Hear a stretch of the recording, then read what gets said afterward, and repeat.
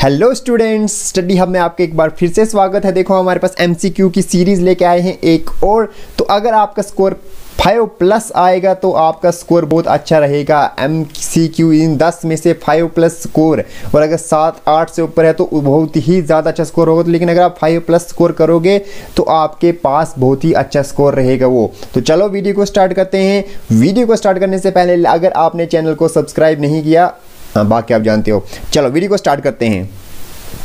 सबसे पहला क्वेश्चन आप देख सकते हो, आपको बताना है 1 weber is equal to how much maxwells. आपको बताना है कि 1 वेबर कितने मैक्सवेल्स होता है। Option number A 10⁻10, option number B 10⁻8, option number C 10⁻5 and option number D 10⁻9।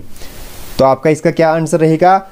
So the right answer is option number B, that is your 10⁻8 maxwell जो है वो आपका सही आंसर रहेगा। ठीक है जी, थोड़ा थ्योरेटिकल बेस्ड का क्वेश्चन है। चलते हैं आगे। क्वेश्चन नंबर 2 की बात करते हैं। Very important, which are the following is not a statement of Kirchhoff's law. आपको बताना है इनमें से किरचॉफ्स लॉ की स्टेटमेंट कौन सी नहीं है।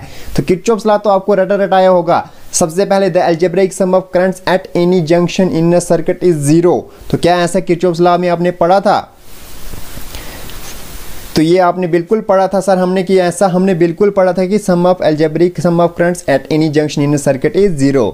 सेकंड बात करें तो कहता है क्या आपके पास किसी भी क्लोज सर्किट में अलजेब्रिक सम ऑफ ईएमएफ भी 0 होता है? अलजेब्रिक सम ऑफ ईएमएफ भी क्या 0 होता है? तो हाँ, हमने ये भी पढ़ा हुआ है किरचॉफ्स लॉ में।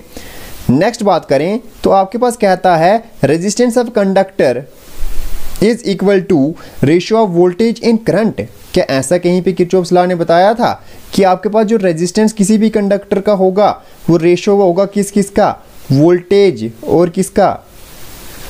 करंट का। क्या ऐसा किरचॉफ्स लॉ ने बताया था? जी नहीं।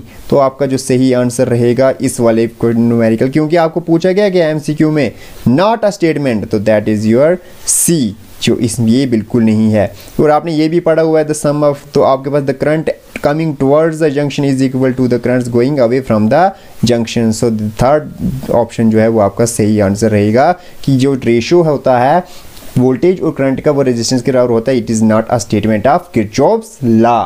ठीक है जी, चलो नेक्स्ट बात करते हैं। The magnitude of induced EMF during electromagnetic induction is controlled by. बहुत अच्छा क्वेश्चन है। क्या बोलता है कि आपको बताना है magnitude of induced EMF during electromagnetic induction को, ये ध्यान रखना, यहाँ पे इस वर्ड को ध्यान रखना, इज कंट्रोल्ड बाई। तो याद करो, आपकी जब भी आप पढ़ते हो तो आप क्या कहते हो? When ever magnetic flux linked with a coil changes in induced EMF is produced in the coil. ठीक है, तो इसका क्या आंसर रहेगा?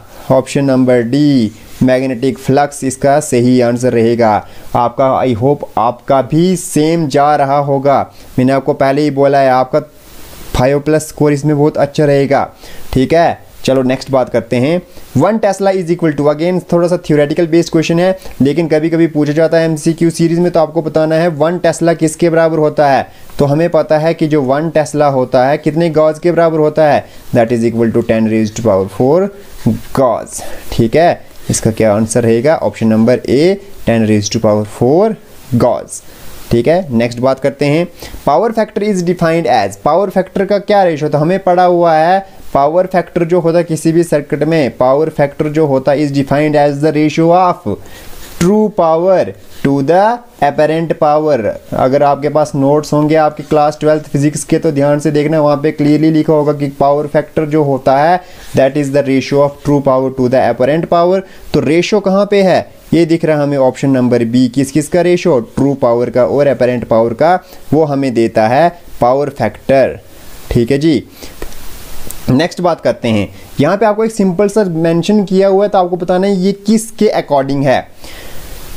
ये लॉ आपने बताना है। The direction of induced current is always such that the magnetic field belonging to it tends to oppose the change in strength of magnetic field belonging to the primary current. हाँ, तो हमने पढ़ा हुआ है कि ऐसा किसने बोला है? लेंज़ेस लॉ ने बोला है। तो इसका सही ऑप्शन क्या रहेगा? ऑप्शन नंबर ए। ठीक है जी, चलो नेक्स्ट बात करते हैं the frequency of AC is. देखो इस क्वेश्चन में बहुत सारे स्टूडेंट्स अक्सर कंफ्यूज हो जाते हैं ऑप्शन नंबर ए और बी में, ठीक है। मैक्सिमम स्टूडेंट्स इसका आंसर देते हैं ऑप्शन नंबर सी, लेकिन इसका ऑप्शन नंबर सी आंसर नहीं है। वापस से बोल रहा हूँ, the frequency of AC is, AC की क्या फ्रीक्वेंसी होती है? तो याद करो आपने पढ़ा था AC की फ्रीक्वेंसी होती है कि नंबर ऑफ साइकिल्स कंप्लीटेड पर सेकेंड। पर सेकंड कितने नंबर ऑफ साइकिल्स होते हैं? तो यहाँ पे ये वाला ऑप्शन ए नहीं रहेगा, this is your right answer. Option number B जो है आपका सही आंसर रहेगा। क्लियर है यहाँ तक?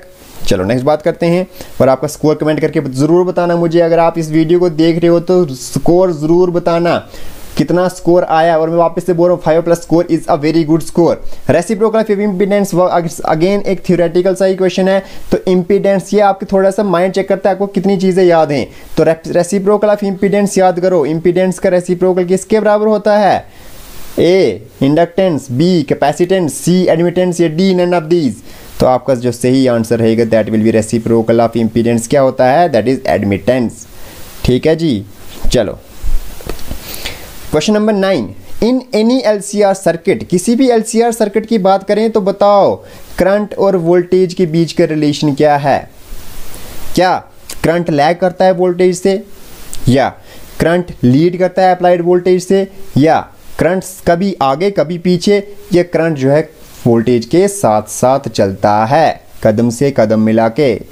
तो याद करो आपने पढ़ा है कि LCR सर्किट में डिपेंड करता है एंगल क्या है दोनों के बीच, उसके हिसाब से करंट या तो लीड करती है या लैग करती है, डिपेंड्स अपॉन द कंडीशन। तो इसका जो सही आंसर रहेगा that is option number C कि LCR सर्किट में आपके पास क्या होता है? करंट लीड भी कर सकती है और लैग भी कर सकती है। आई होप क्लियर होगा। LCR सर्किट में आपने पढ़ा हुआ है बहुत अच्छे से।